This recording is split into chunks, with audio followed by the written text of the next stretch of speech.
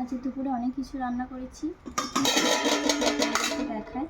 এখানে হচ্ছে কালকে রাত্রেবেলা ফুলকপি আলুর তরকারি করেছিলাম, সেটা আছে, যেহেতু শীতকাল বলে ভালো আছে তাই গরম করে নিয়েছি। আর এখানে আলু ভাজা, মানে আলু ভাজা বলতে সেই আলু নয়, মাংসের আলু ভাজা করেছি।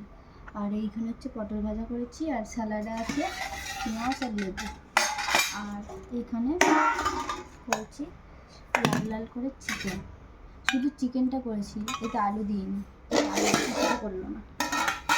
চলে ভাতটা আর গরম গরম সাথে ভাত। কার কার ভালো লাগে অবশ্যই কমেন্ট করে জানাবে। ধোঁয়া ওটা ভাত।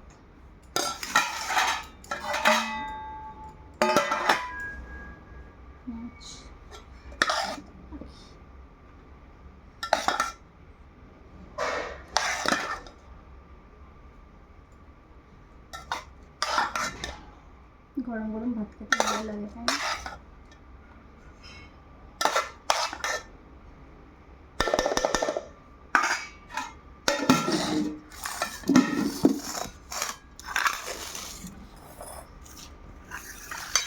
আচ্ছা, অনেক কিছুই রান্না হয়ে গেছে।